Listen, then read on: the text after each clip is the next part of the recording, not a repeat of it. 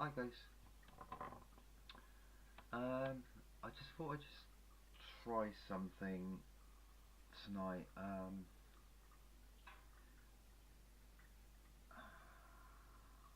There's somebody I know that's doing a self-harm awareness day um, tomorrow, and we're we've all been asked to sort of contribute something towards it. And knowing of her story and several other people's stories, and having a personal friend who has been through some major problems in her life, and I've been through some major stuff in my life as well. Um,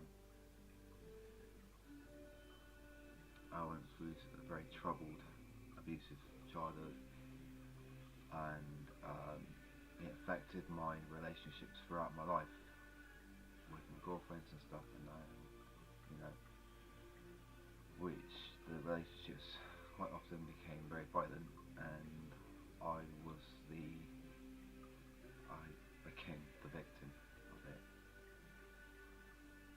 But it's also about how I felt about myself growing up the way I grew up. I never believed or had any confidence in myself, and believed that I was any good for anything, because I just made so many mistakes and nobody bothered to tell me how it was. And so I hated myself. I hated the way I looked. I hated the way I, dressed and stuff. And I hated how people just took the piss out of me all the time because I was different. And because the kind of schooling I had, which wasn't a lot, but when I was put into special classes and stuff, which made me feel really, really different anyway, and that added to it.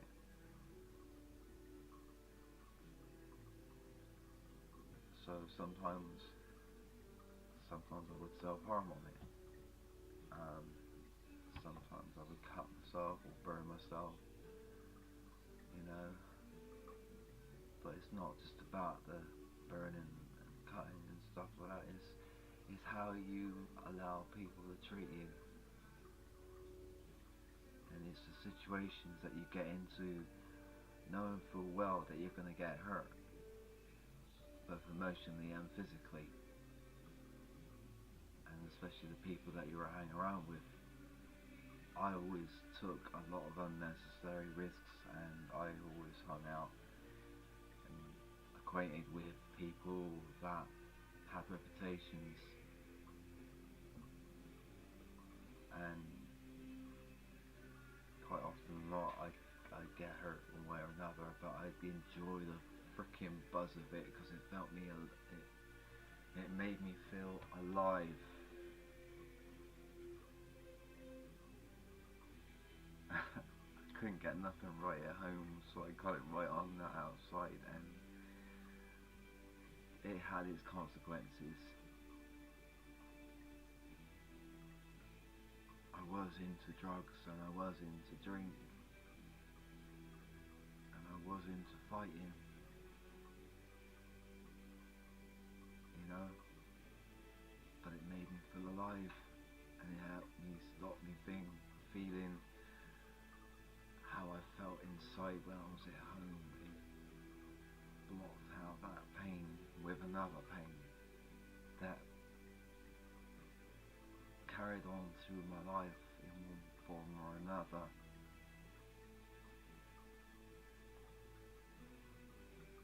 I've had several breakdowns in my life, and a lot of it was to do with me having just not been able to control what was going on around me, and could not control my life. And I would hate myself so much. I would look in the mirror and I would punch the mirror out several times, cutting my fists to pieces. And for a few moments I got a buzz out of it. But then I started cutting.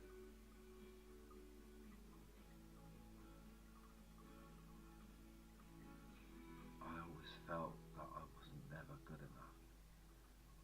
I always felt that I was on my own. I always felt like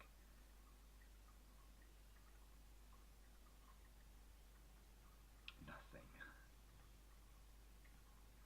You know. However, I tried to fit in. However, I tried to look different. However much I tried, nothing ever worked.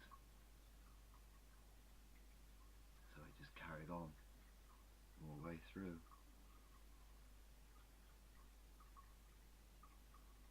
Recently, I've been writing a book. Over the past few years, I've been writing a book, and I've been writing down my thoughts and my feelings around my recovery and my life and my childhood. And I found it's a new way for me to help myself deal with my issues. It's only recently I've realised that I went through a lot of depression when I was a kid, but I never got diagnosed. It wasn't something that was recognised in children and young people and stuff.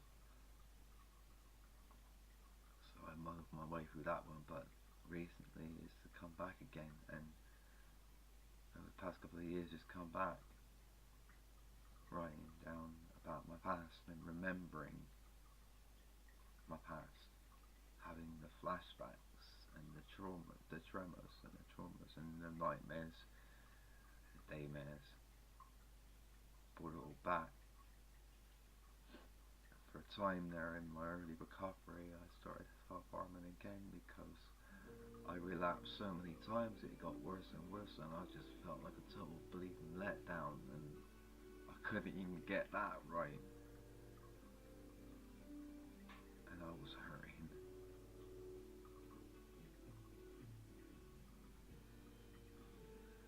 Sometimes it felt like I was out there, you know, see the things that you see and feeling the things that you feel when you do it, and sometimes I didn't even know that I'd done it. You know, I've waking up in the middle of the night and pools of blood and stuff like that. You know, it's like, whoa, now what the fuck have I done? Like, you know what I mean? But I took counselling on all that.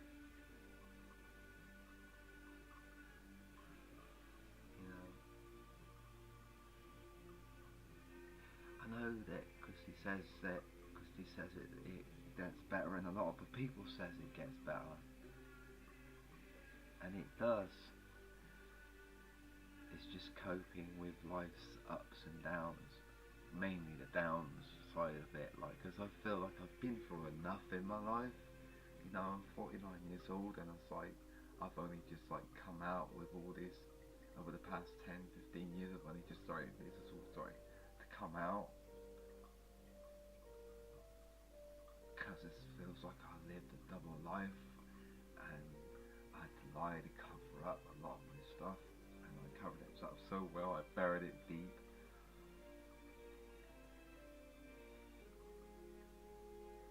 But I know it's wrong, and I know it's not the thing to do.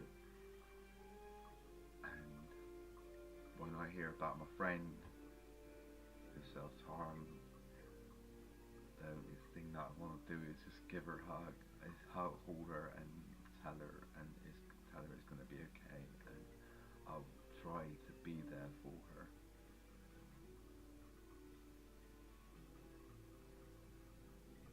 And I think I've written down so many different things in my book relating to the depression, relating to my addiction and my recovery and my abuse and my self-harming and stuff.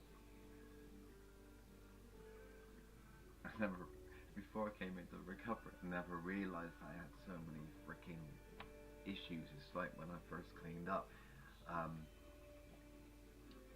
it's like you take away the drugs, you take away the alcohol, and you take away the behaviour, and you start going to meetings, and you start listening to people that talk about the things, and you relate to it because you know exactly, for the first time in life, you know exactly what they're talking about. And when I told my story, everybody related to it in one form or another. And it was like an awakening.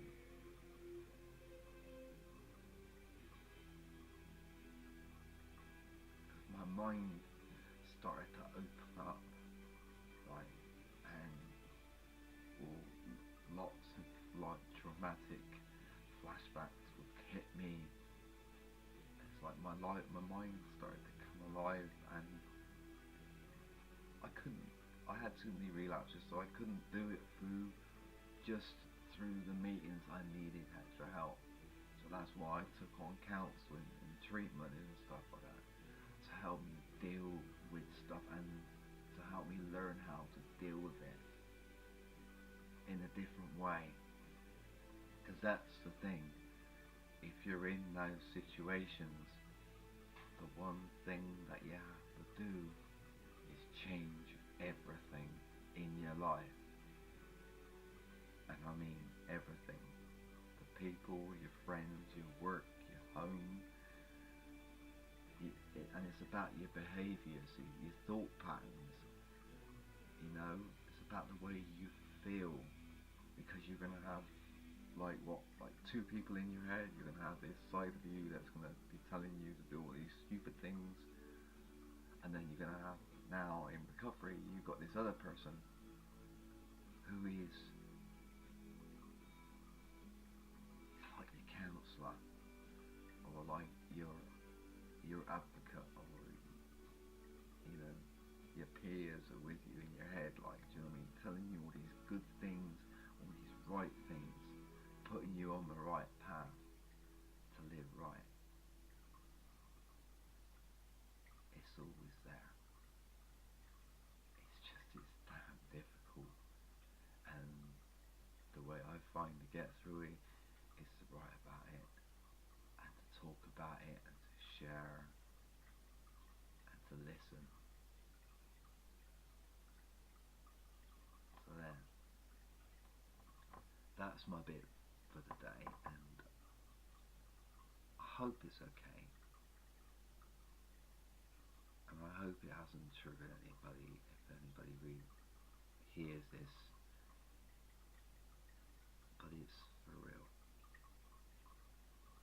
and it's inside me, but I am stronger than it. That's the main thing. Anyway, you take care, guys. See you soon. Bye bye.